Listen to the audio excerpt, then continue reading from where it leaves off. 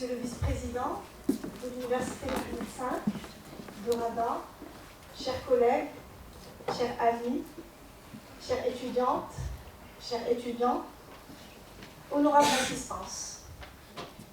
C'est avec un immense plaisir que je vous réunis aujourd'hui à l'occasion de la deuxième édition des rencontres de l'ouverture qui ambitionne, je le rappelle, discuter de questions qui nous interpellent au quotidien et qui nous invitent à prendre position, à adopter une attitude et un comportement souvent sans véritable réflexion.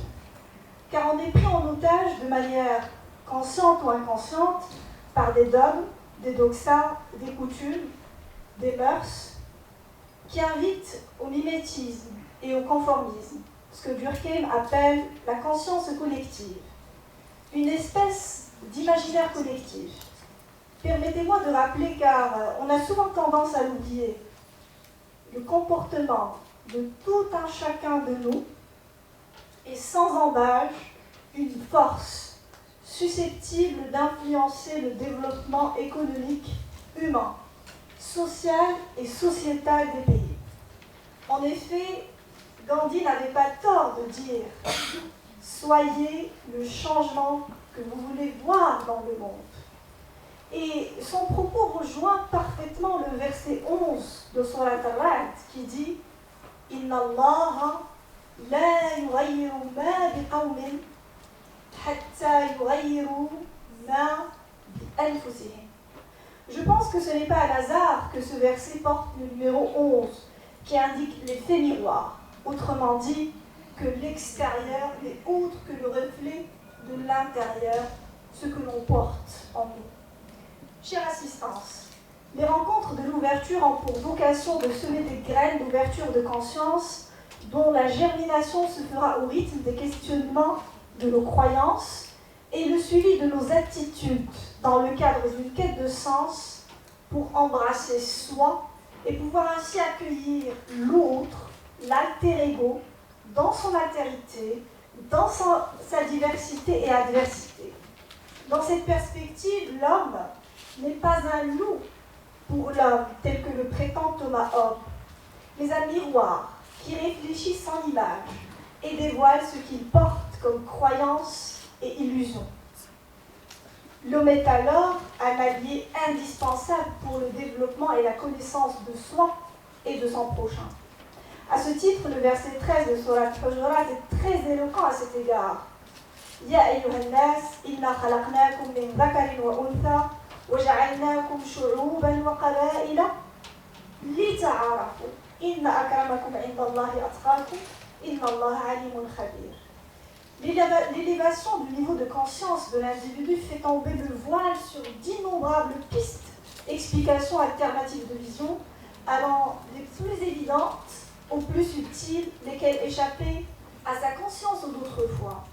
Ainsi, l'individu devient de plus en plus connecté à ce que les physiciens quantiques appellent le champ de conscience unifié, qui me relie tous.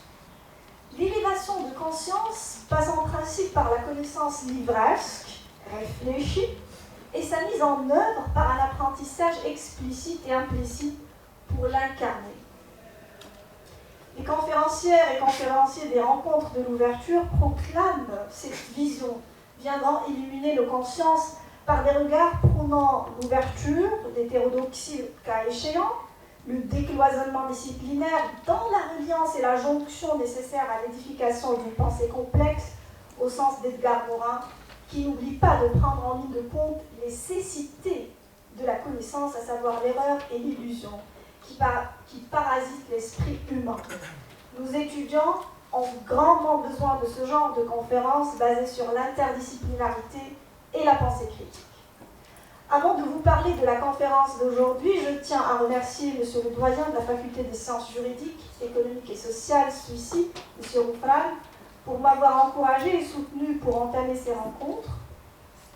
Je remercie vivement le directeur du CIRPEC et vice-président de l'université chargé des affaires estudiantiles, M. Omar Niche, pour m'avoir proposé cette belle salle et prodigué tout le soutien nécessaire pour réaliser cette deuxième édition. Je remercie vivement mon cher ami Fawzi Sqali pour avoir accepté mon invitation et la thématique que je lui ai proposée et pris la peine de se déplacer de Fès malgré son état de santé. Monsieur Sqali va nous parler d'une thématique cardinale, sans laquelle l'humanité serait dénudée de sens et vidée de son substrat. Il s'agit bien entendu de l'éducation et de la spiritualité. Ces thématiques qui nous interpellent foncièrement à titre individuel et collectif est plus que jamais d'actualité au vu des menaces que représente le transhumanisme, l'intelligence artificielle dotée, paraît-il, de conscience et d'affect, à côté de la prépondérance du matérialisme et de la marchandisation.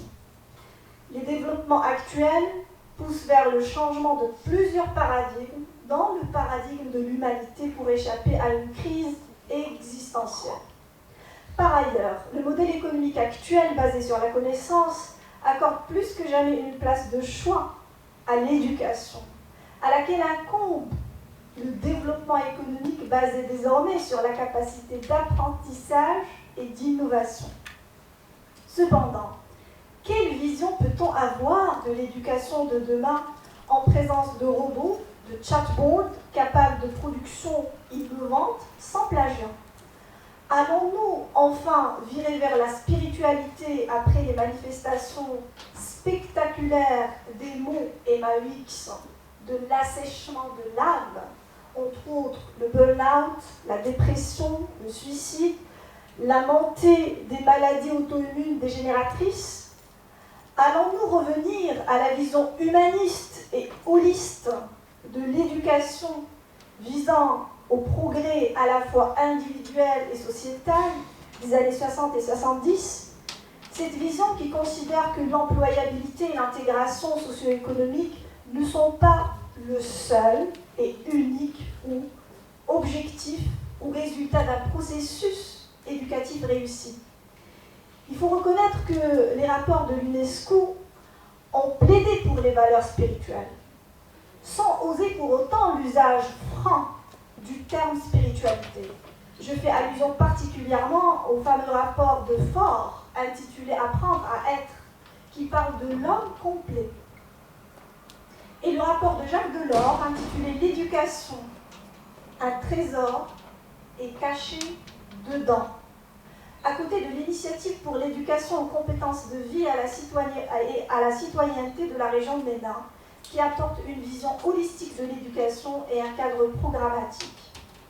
Il a fallu attendre 2005 pour que l'UNESCO ose citer solennellement et nommément le vocable Global Spirituality dans son rapport intitulé Learning to Do, Values for Learning and Working Together in a Globalized World, an Integrated Approach in Incorporating Values Education in Technical and Vocational Education and Training.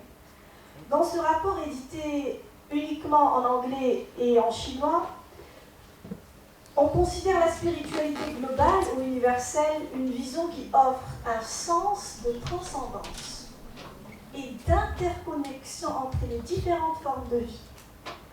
Monsieur Sqali, quant à lui, va nous emmener dans un périple pour découvrir les graines de sagesse qu'il a recueillies pour nous auprès de sages, ancestraux et contemporains de l'Orient et de l'Occident qui ont traité de la question de l'éducation et de la spiritualité.